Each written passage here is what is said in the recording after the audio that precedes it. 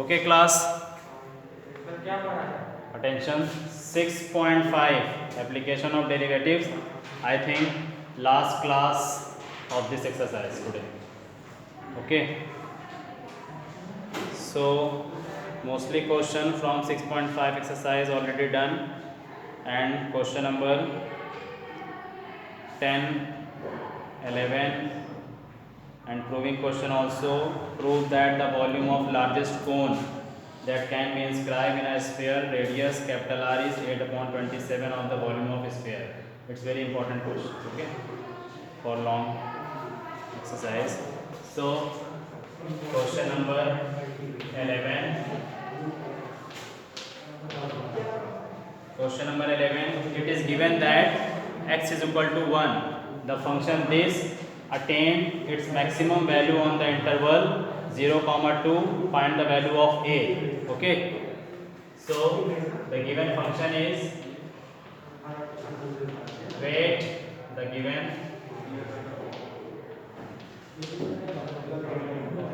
function is fx is equal to x to the power 4 minus 62 x square plus ax plus 9, and interval is given 0, 2 close interval. Okay, at x is equal to 1, find the value of a. The function is given at x is equal to 1 and close interval is given 0, 2. Then find the value of a. Value of a and function is attending maximum value. Okay, तो एक तो hints ये दे रहा है कि हमारे पास जो values attend कर रहा है वो मैक्सिमम अटेंड कर रहा है. तो जनरली उस चीज़ को बाद में सेटअप करेंगे. पहले क्या करेंगे, differentiate with respect to x. So f dash x is equal to 4x cube minus 62 into 2x plus only a constant. x का डिफरेंशिएशन 1 हो जाएगा, 9 का 0 हो जाएगा. क्लियर. तो f dash x is equal to जो वैल्यू हमारे पास बन रही है 4x cube minus 2 to the 4 6 to the 12 124x plus a.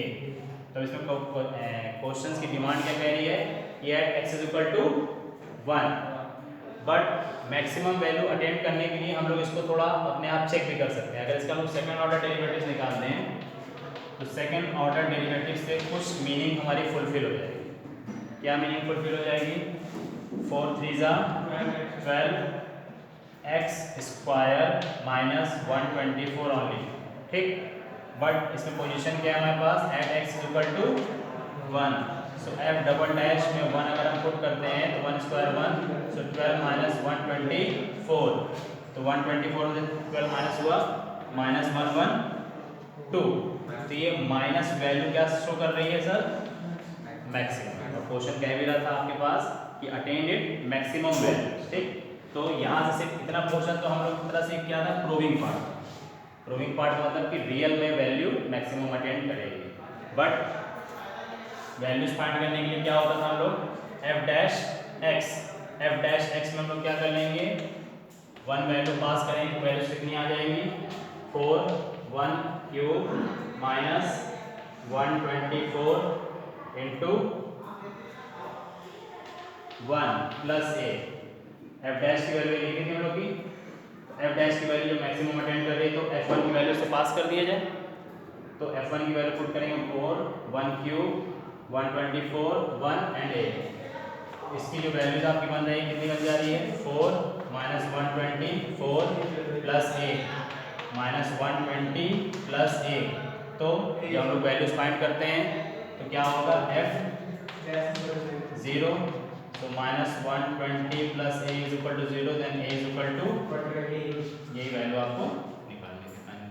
ठीक, तो इस तरीके से आंसर की मीनिंग भी फुलफिल हो रही है. जो क्लोज इंटरवल दिया था क्या दे रहा था आपको? 0 से 2, और x की वैल्यू यहाँ पर आ रही थी, लाई कर रही थी 1 पे लाई. क्लियर. इस तरह से a की वैल्यू फाइंड आउट हो गई 120. ओके,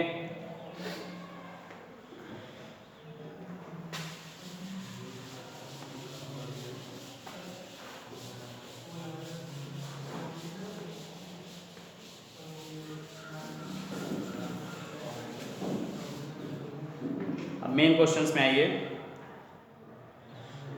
इसमें से चांसेस थे कि 1 मार्क्स या 2 मार्क्स से क्वेश्चन आंसर के चांसेस थे, बट 6.5 में से लास्ट के 4 क्वेश्चन फुल्ली इंपॉर्टेंट है। उसमें से कोई ना कोई 4 में से कोई 1 क्वेश्चन एक अमूमन टकराएगा लॉन्ग क्वेश्चन में, ठीक है ना। तो 23 question, prove that the volume of largest cone that can be inscribed in a sphere of radius r is 8/27 of volume of sphere, ठीक है। तो फिगर से पहले कॉन्सेप्ट क्लियर कर लिया जाए, उसके अकॉर्डिंग कंडीशन लगाइए।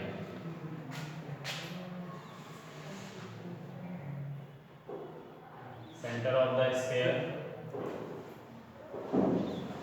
This is the radius part and this is complete cone, okay। So center of sphere is O, A, B,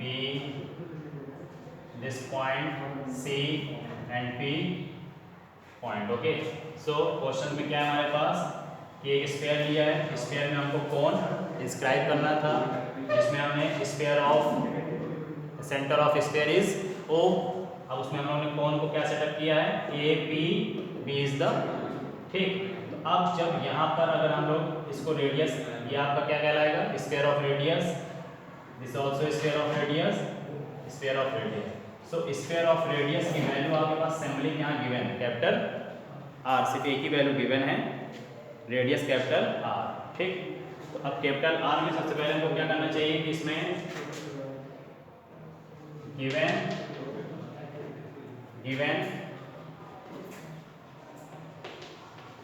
radius of sphere is equal to capital R given, okay। So to be proof,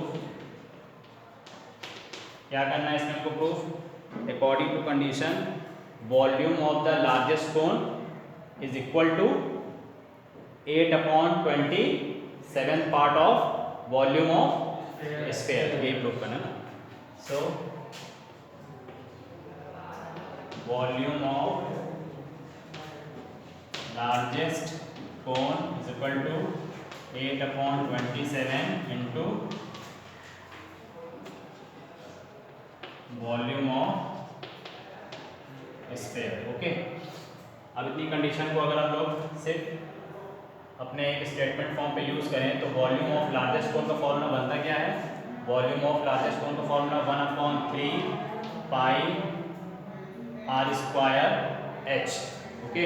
तो यहाँ पर height of the cone क्या है sir, totally PC height of the cone है, 1/3 pi r square h। तो यहाँ पर जो r स्टैंड करेगा रेडियस ऑफ कोन, तो रेडियस ऑफ कोन को हम लोग ने यहाँ r³ के सिंबल में लिख दिया है, जो राउंड हो जाएगा, ठीक। तो इसको हम लोग सिर्फ सिंबलिक स्मॉल r³ लेके चलते हैं, okay. Is equal to 1/3 pi r square h, 8/27 and volume of sphere 4/3 pi capital R³, क्योंकि स्फीयर ऑफ रेडियस गिवन है, okay.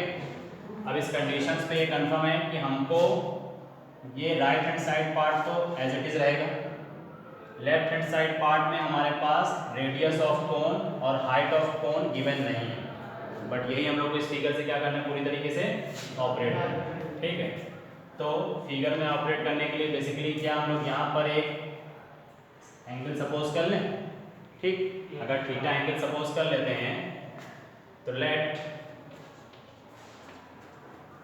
AOC, let angle AOC is equal to theta, then in triangle AOC, तो ये vertical height होने की वजह से 90 degree है, but उसका हमारे लिए कोई यूज नहीं होगा, ठीक।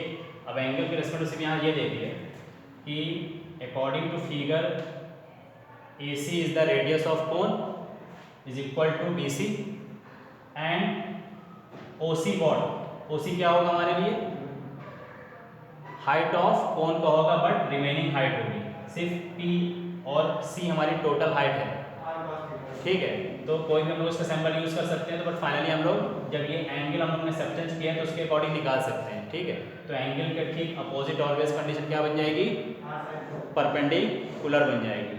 तो जो परपेंडिकुलर है वो बेस हो जाएगा, जो बेस है वो परपेंडिकुलर हो जाएगा। हाइपोटेन्यूज कॉमन है बट हाइपोटेन्यूज रियल में क्या है, रेडियस, ठीक है। तो इस तरीके से जो इन ट्राइंगल AOC मेंशन किया गया है, तो AOC इसीलिए मेंशन किया गया कि हम वहां से पर्टिकुलर R और H निकालें, बट R और H जो आएंगे वो हमारे कंपोनेंट्स के फॉर्म में आएंगे। कंपोनेंट्स की मीनिंग का मतलब क्या होता है, हॉरिजॉन्टल एंड वर्टिकल। हॉरिजॉन्टल और वर्टिकल में चला जाता है साइन या कॉस चला जाता है, ठीक है। तो डायरेक्टली ऐसे नहीं सोचते हैं, सिर्फ sine theta is equal to हम जानते हैं परपेंडिकुलर अपॉन हाइपोटेन्यूज। तो साइन थीटा एक्सेप्ट करेंगे तो परपेंडिकुलर ऑटोमेटिक क्या बनेगा, AC अपॉन हाइपोटेन्यूज क्या जाएगा सर, कैपिटल R। तो by the cross multiplication AC is equal to what, R sin theta. Similarly cos theta is equal to base upon hypotenuse. तो base हमारा क्या बन गया सर, ये, इसको क्या नाम देंगे हम लोग, OC। तो cos theta base OC upon hypotenuse again R हो जाएगा by the cross multiplication OC is equal to R cos theta.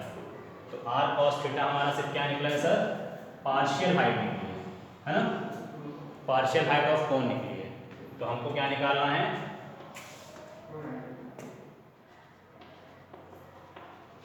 Height of कोन। तो हाइट ऑफ कोन टोटल कितनी है, PC। PC is equal to PO plus OC।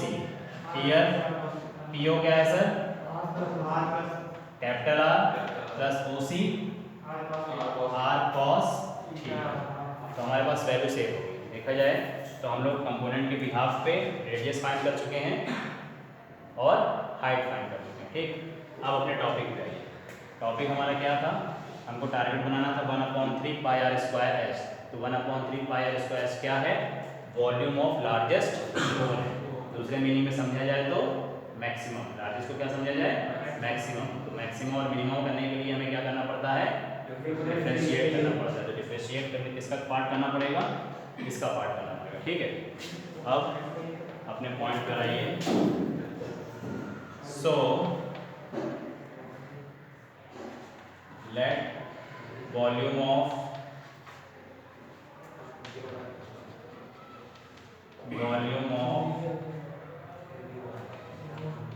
Largest cone is equal to 1/3 pi r square h। तो sampling इसको use कर लें, capital B। Volume of cone चला गया 1/3 pi, r की वैल्यू क्या है सर, रेडियस ऑफ कोन। तो रेडियस ऑफ कोन क्या है हमारे पास, r sin थीटा। तो r sin थीटा की जगह क्या हो जाएगा, r sin theta whole square and height of cone, total height of cone कितना निकला है सर आपके पास, r। तो इसको r कॉमन करके बाहर करके ब्रैकेट में 1 प्लस cos थीटा कर लें, ठीक। ये कंडीशन बनी। इस कंडीशन को और थोड़ा सिंप्लीफाई में लिखने की कोशिश करें तो 1/3 पाई कांस्टेंट r sin थीटा का हो जाएगा square r square into r cube into sin square theta in bracket 1 plus cos theta, okay. तो इसको इक्वेशन नंबर 1 का टाइटल अब देने जा रहे हैं। इक्वेशन नंबर 1 का टाइटल किस लिए देने जा रहे हैं, क्योंकि हम इसी पार्ट से क्या करने जा रहे हैं, डिफरेंशिएशन करने जा रहे हैं विद रिस्पेक्ट टू थीटा के फॉर्म में डिफरेंशिएशन होगा, क्योंकि यहाँ पर आपके पास इंडिपेंडेंट वेरिएबल क्या है, थीटा, और आपने सपोज लिया, ठीक। ये पोर्शन रख दिया जाए, ठीक। इतनी वैल्यूज को, इस वैल्यूज की जरूरत पड़ेगी बाद में रखने के लिए, ठीक है। ये वैल्यू ध्यान रखो, clear.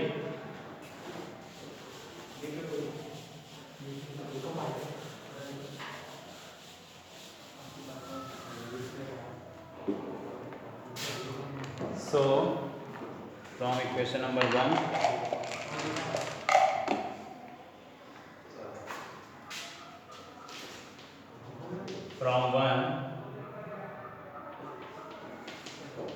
differentiate with respect to theta. So in the left hand side dy by d theta is equal to 1/3 pi r cube constant in the bracket directly d by d theta of sin square theta in the bracket 1 plus cos theta. Okay, so 1/3 pi r cube, this is the product form, this is the product form, so apply the product rule, f1 and f2, f1 and f2. Okay, okay, now apply the f1 and f2. तो f1 f2 में f1 stock sine square theta directly करते हैं 1 plus cos theta का बन जाएगा minus sign, तो mention कर लीजिए minus sine theta, positive sine 1 plus cos theta first bracket stock sine square theta का डिफरेंशिएशन 2 साइन, एंड साइन का क्या हो जाएगा 2 sine theta cos theta. Suppose किया ना साइन स्क्वायर थीटा में हमने साइन थीटा को सपोज किया तो बनी कंडीशन टी स्क्वायर की, टी स्क्वायर का डिफरेंशिएशन 2t, तो 2t का मतलब 2 sin t, और जिसको सपोज किया उसका डिफरेंशिएशन cos, ऐसे करिए। ठीक, lastly 1/3 pi r cube minus sine cube theta. Okay, इसका ब्रैकेट ओपन कर दिया जाए, कोई प्रॉब्लम नहीं होनी चाहिए। 2 sine theta cos theta plus 2 sine theta cos cos square theta. इस पोजीशंस के बाद अब हमको क्या करना चाहिए, जीरो की सपोज में लेना चाहिए। ठीक है, for maxima and minima, for maxima and minima की कंडीशन में हमारे क्या हो जाएगी, dv by d theta is equal to 0। तो उस कंडीशन पे ये पोर्शन पूरा 0 भेज दिया जाए, तो कंडीशन हमारे पास बचेगी finally minus sine cube theta plus 2 sine theta cos theta plus 2 sine theta cos square theta is equal to 0। Understood, यहाँ तक सही है। साइन क्यूब साइन साइन, तो एटलीस्ट मिनिमम कॉमन क्या आ रहा है, साइन थीटा, तो हम साइन थीटा कॉमन करते हैं, minus sine square theta plus 2 cos theta plus 2 cos square theta is equal to 0। तो फाइनली साइन थीटा क्या हो जाएगा, 0। ठीक, according to mathematics operation, according to mathematics operation हमने sine theta is equal to 0 बता दिया, फिर इस कंडीशन को हमने 0 के इक्वल कर दिया। बट यहाँ पर हम आपकी तरफ से जानना चाहते हैं कि sine theta is equal to 0 real में क्या दिखाना चाहिए कि नहीं दिखाना चाहिए, पाई बाई 2 हो जाएगा। फिगर के बिहाफ पे इस वैल्यू को 0 दिखाना चाहिए कि नहीं दिखाना चाहिए, ये बताइए। वही मैं जानना चाहूँगी, sine theta is equal to 0 according to mathematical operation success है, according to figure and logically आप sine theta is equal to 0 दिखाएंगे, क्यों क्यों नहीं दिखाएंगे, एंगल 0 डिग्री है। Okay okay, so after this condition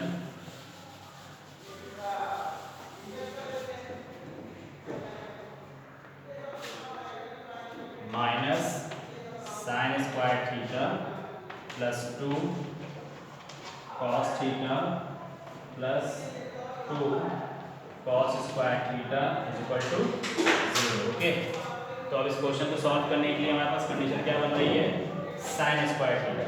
तो साइन स्क्वायर थीटा को हम लोग कन्वर्ट करते हैं 1 माइनस कॉस स्क्वायर थीटा के फॉर्म में, तो सारे टर्म हमारे पास हो जाएंगे कॉस कॉस कॉस में। ठीक, बस एक कंडीशन ही देखनी थी, ये ट्रिग्नोमेट्रिक जो कंडीशन हम लोग की बन रही है सही बन रही है कि नहीं बन रही, कहीं एरर तो नहीं हुआ। आफ्टर साइन थीटा कॉमन लेने के बाद sign square theta 2 cos theta plus 2 cos square theta order form में बनेगा, 3 बनेगा, फैक्टराइज हो जाएगा। ओके, बस माइनस की साइन को प्रॉब्लम लग रही कि माइनस की साइन यहाँ बननी चाहिए थी। 3 cos square theta minus 1 minus 3 sine square theta ठीक है सर, खोलिए उसको। 2 cos theta plus 2 minus 3 sine cube theta minus sir sine square wait theta. This is sine square theta. Condition यहाँ पर हम लोग की ब्रेक हुई थी ना, कंडीशन यहाँ पर ब्रेक हुई थी। 3 साइन क्यूब थीटा स्टैंड करेगा, 3 साइन क्यूब थीटा कहीं मिसिंग हो रही है। Okay, so here minus sine square theta, तो 2 कॉस स्क्वायर थीटा को हम लोग ने 1 माइनस साइन स्क्वायर थीटा में कन्वर्ट कर दिया और 2 से मल्टीप्लाई किया। Minus 2 sine square theta minus sine square theta minus 3 sine square theta 2 cos theta noted down, 2 as it is noted. Again हमारे पास रिमेनिंग टर्म क्या था कॉस थीटा में, तो साइन स्क्वायर थीटा को अगेन हम लोग ने चेंज कर दिया 1 माइनस कॉस स्क्वायर थीटा। तो sign square theta 1 minus cos square theta minus 3 से मल्टीप्लाई करेंगे, minus 3 minus minus plus 3 cos square theta plus 2 cos theta plus 2। सो 3 cos square theta 2 cos theta minus 3 plus 2 minus 1। तो 3 का factor यहाँ पर आप इसका factorisation करेंगे, 3 cos square theta plus 3 minus 1 cos theta minus 1 is equal to 0।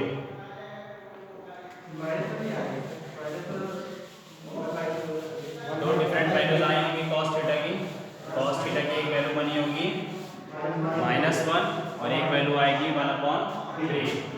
So 3 cos square theta plus open the bracket 3 cos theta minus cos theta minus 1 is equal to 0। Taking the pair, so 3 cos theta common cos theta plus 1 minus 1 common cos theta plus 1 is equal to 0। Brackets are same, cos theta plus 1 and 3 cos theta minus 1 is equal to 0. Here cos theta is equal to -1 and another value 1/3. तो cos theta is equal to -1 और 1/3, इन दोनों में से ये value किसको satisfied कर रही है, आपके मैक्सिमम फंक्शन को। 1/3 वाई -1 क्यों नहीं, क्योंकि 180 डिग्री हो जाएगा, मतलब बढ़ जाएगा, बढ़ जाएगी 180 डिग्री हो जाएगा और 1/3 की जो वैल्यू है हमारा फंक्शन क्या है, मैक्सिमम है। तो since cos theta is equal to 1/3 it attending the maximum function, सो हमारा फंक्शन कहाँ जाएगा, पॉजिटिव टू नेगेटिव की तरह जाएगा। तो एक्सेप्टेबल वैल्यू क्या होनी चाहिए, since cos theta is equal to 1/3 then sin theta is equal to what. क्यों ऐसा करा जा रहा है, क्योंकि हमारे पास जो कंडीशन बनी हुई थी उसी निकालना है कंपोनेंट ऑफ 2 फैक्टर्स के लिए 1/3 पाई r स्क्वायर h। तो r में sin आया था, h में cos आया था। तो cos theta is equal to 1/3 then sin theta is equal to what, tell. √2/3 sin cos theta is equal to 1/3 based upon hypotenuse given, then sin theta is equal to what, √2/3 simply change कर लीजिए, नहीं समझ में आ रहा तो 1 minus cos square theta under root वाला formula ही लगा दीजिए, ठीक है। तो इस तरीके से साइन टर्म 1 माइनस cos की वैल्यू 1/3 का स्क्वायर 1/9, तो 9 माइनस 1 8/9, तो 8/9 की वैल्यू क्या हो जाएगी, 2√2/3। ये किसकी वैल्यू आ गई, साइन थीटा। तो साइन थीटा cos थीटा की वैल्यू बन गई आपके पास। अब अपनी कंडीशन पे आ जाइए, putting this value in above condition. तो कंडीशन क्या बनी थी बताइए, अबव कंडीशन। सो अबव कंडीशन बनी थी हमारी वॉल्यूम ऑफ कौन से रिलेटेड थी, तो volume of largest cone is equal to 1/3 pi r square h। 1/3 pi r की वैल्यू क्या बनी थी sir, r square sine square theta, h की वैल्यू r प्लस और cos थीटा ना। सो 1/3 पाई r कॉमन लेंगे तो r cube sine theta value is 2√2/3 whole square and in the bracket 1 plus only cos theta ना, 1/3 तो cos 3 की value क्या बनी 1/3, तो इसका हो जाएगा 4/3, तो 1/3 पाई r क्यूब 2√2 मीन्स 8/9 इंटू 4/3, तो volume of square what 4/3 pi r cube, तो we can write volume of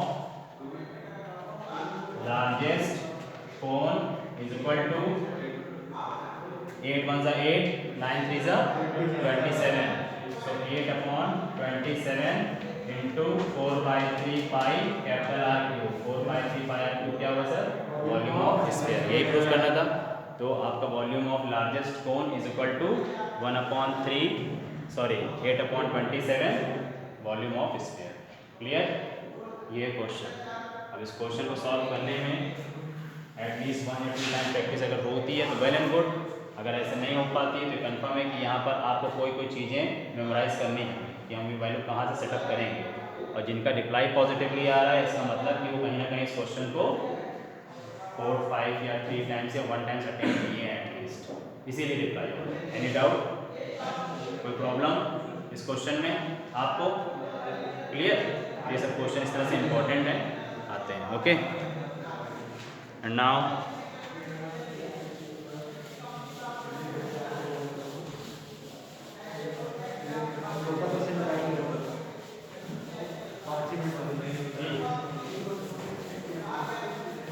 okay last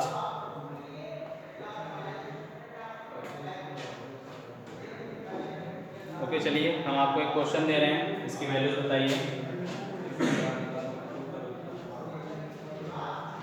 question number 9, what is the maximum value of the function simply sin x plus cos x, function is given sin x plus cos x, what is the maximum value of this function, what is the maximum value of this function?